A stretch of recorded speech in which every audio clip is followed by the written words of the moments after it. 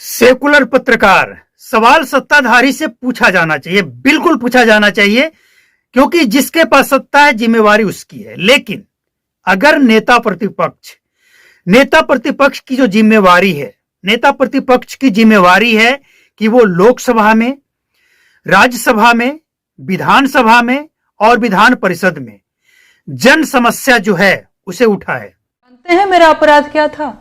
मेरा अपराध यह था कि मैंने इस देश के प्रधानमंत्री से 4 सवाल पूछ लिए थे। राहुल गांधी एसआईआर पे कुछ कहते हैं, शरद पवार कुछ कहते हैं, ममता बनर्जी कुछ कहती है। ऐसे आप चुनाव लड़ेंगे? ऐसे आप बीजेपी का सामना करेंगे? एक वो बीजेपी जो ग्लैडिटोरियल इंस्टिंक्ट के साथ काम करती है, जो किलर इंस्टिंक्ट के साथ काम करती है, जो एक अनुशासित पार्टी है, जहां नरेंद्र मोदी जैसा नेता है, जहां अमित शाह जैसे उनके रणनीतिकार है, जहां आर्थिक स्तर पर उनका कोई मुकाबला ही नहीं है। संगठन, भयानक संगठन है उनके पास। और आप उद्धव ठाकरे को लगता है कि हम राज ठाकरे से दोस्ती कर लेंगे तो हम जीत जाएंगे। मतलब इसे क्या कहा जाए? मूर्खों का जमावड़ा कहा जाए। सेकुलर पत्रकार, सवाल सत्ताधारी से पूछा जाना चाहिए, बिल्कुल पूछा जाना चाहिए, क्योंकि जिसके पास सत्ता है जिम्मेवारी उसकी है। लेकिन अगर नेता प्रतिपक्ष की जो जिम्मेवारी है, नेता प्रतिपक्ष की जिम्मेवारी है कि वो लोकसभा में, राज्यसभा में, विधानसभा में और विधान परिषद में जन समस्या जो है उसे उठाए।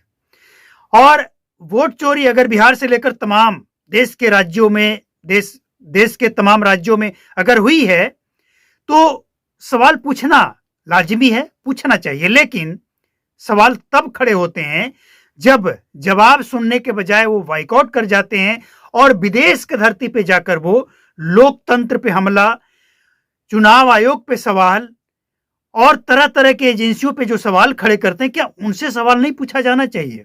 कांग्रेस के उन तमाम वोट चोर, गद्दी छोड़ नारा लगाने वाले से सवाल नहीं पूछा जाना चाहिए कि कर्नाटक में इन्होंने जब सर्वे करवाया कि वोट की चोरी हो रही है कि नहीं हो रही है, ईवीएम गड़बड़ है या नहीं है, तो 95 नहीं लेकिन 85% लोगों ने वहां पे कहा कि वोट चोरी नहीं है, ईवीएम सही है, वोट जब मिलेगा, जिस पार्टी को मिलेगा उस पार्टी की ही जीत होगी।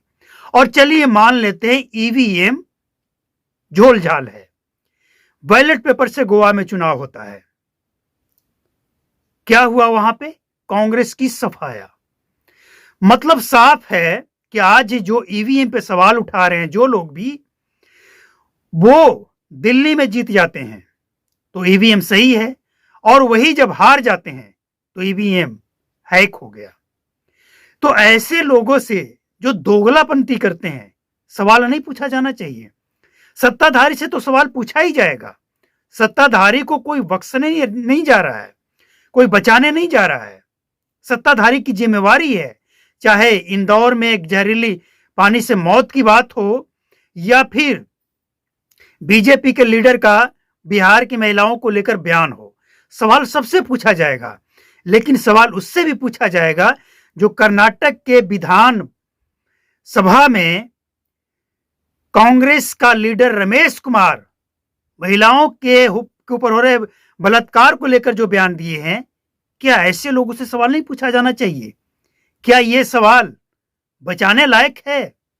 तो ऐसे वो तमाम लोग जो एक तरफा सवाल करते हैं ना, उनसे लोगों को बचकर रहने की जरूरत है कि ऐसे लोग सिर्फ लोगों को बांटने का काम करता है। भाई सत्ताधारी हो या विपक्ष हो, गलती जिसने की है सवाल उससे पूछा जाएगा।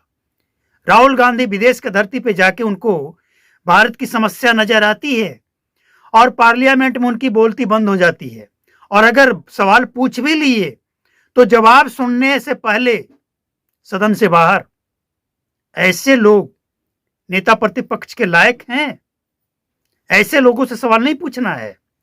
सरकार से पूछेंगे, चाहे सरकार कितना भी अच्छा काम कर ले, उसकी बात नहीं करेंगे। मत करो।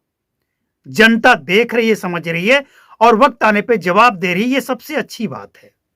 ये लोग चाहे जितना कोशिश कर लें, लेकिन जनता वही कर रही है जो जनता को करना है। राहुल गांधी ने देश के अंदर नफरत फैलाने का पूरा प्रयास किया, खूब प्रयास किया, वोट चोरी वगैरह वगैरह झूठे नरेटिव फैला कर, लेकिन देश की जनता ने हर राज्यों से जवाब देकर राहुल गांधी को स्पष्ट मैसेज दे दिया कि कोई वोट चोरी नहीं है, ग्राउंड पे आकर काम करो और लोगों से कनेक्ट हो जाओ, लोगों का दिल हैक कर लो। ईवीएम हैक नहीं होता है, दिल हैक कर लो, वोट मिलेगा। और ये झूठे खबर फैलाकर वोट कभी नहीं मिलेगा। जनता ने तो जवाब दे दिया है।